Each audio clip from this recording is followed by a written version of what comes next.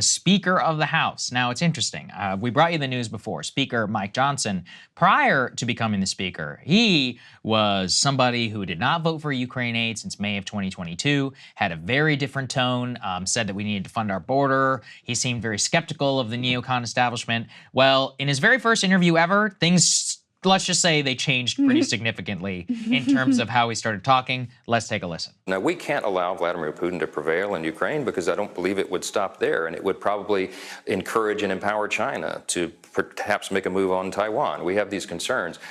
We're not going to abandon them. We want to be cooperative. We need to work together on this, but we owe it to the people to know what the plan is, where the money's going to be spent, and we need some auditing for the dollars that we've already sent over there. These are not tough questions, right? One thing that House Republicans are resolved on is that we must stand with our most important ally in the Middle East, and that's Israel. We will. We certainly hope that it doesn't come to boots on the ground. If it comes to that, and we communicated this to the White House staff as well today, that we have the Article 1 power in the legislative branch of government, and they have Article 2.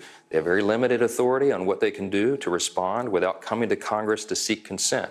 I mean, they tell us when we're in Israel, and you've been there, and they say the reason that we are able to sustain ourselves and survive is because everyone knows that our big ally is America. We know that Iran is directly tied to all this. These are Hamas and Hezbollah are proxies of Iran, and they're tied in now with Russia and China. I mean, it is a new axis of evil. That's how we see it, and so it has to be addressed accordingly. Would you say if Israel, with all the funding of terror and all these terror organizations, are they within their right to fight back and go directly at Iran? Of course. That was the first, as you noted, the first act of my speakership is that we passed that resolution to articulate that and make it very clear where we stand. All right. So as Michael Tracy summed it up, can't allow Putin to prevail in Ukraine, ties it to Taiwan, the most dishonest trick pulled by McConnell. Number 2, U.S. boots on the ground may be required to stand with Israel. Number 3, supports Israel directly attacking Iran. Number 4, Russia, China, and Iran are the new axis of evil. Okay, so we are right back to where we started, arguably maybe even worse.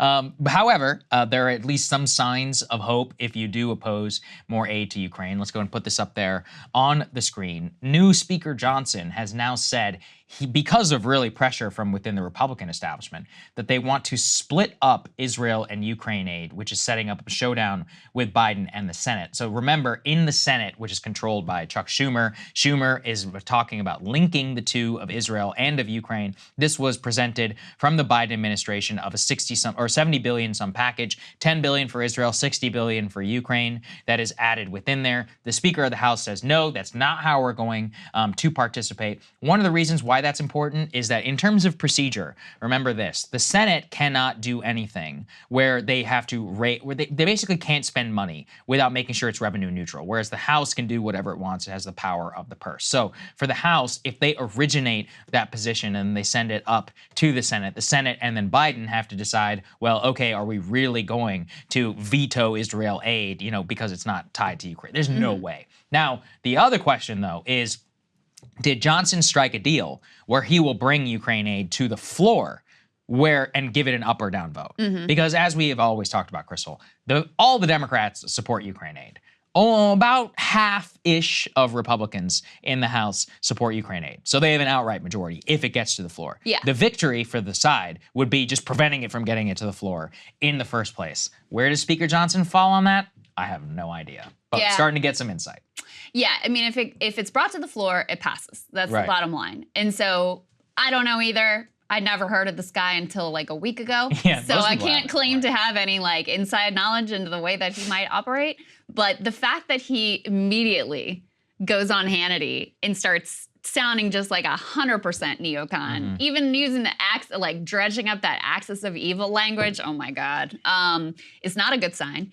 And I will also say that it's very possible he feels like by splitting the two, Israel and Ukraine, splitting them apart, that's like his attempt to sort of appease the anti-Ukraine part of his caucus, but, maintain like whatever deal he might have struck with Democrats or the White House or whatever. So I would guess that's the direction that things go in, but we'll see. We will see. I asked some people who are in the know. They said it's not nearly as cut and dry as we might think. It's very much still a possibility, but there is a lot of procedural effort to try And to deny it, there is a majority of the Senate that does support aid to Ukraine, but there are enough voices out there that basically it all comes down to this. It's going to be a death by 1,000 cuts, a ton of procedural warfare, split it apart, make sure it doesn't get to the vote. Even if it does pass, then hold it up, make sure this doesn't happen. At the same time, and this is the biggest problem, and you would think Israel is the #1 priority.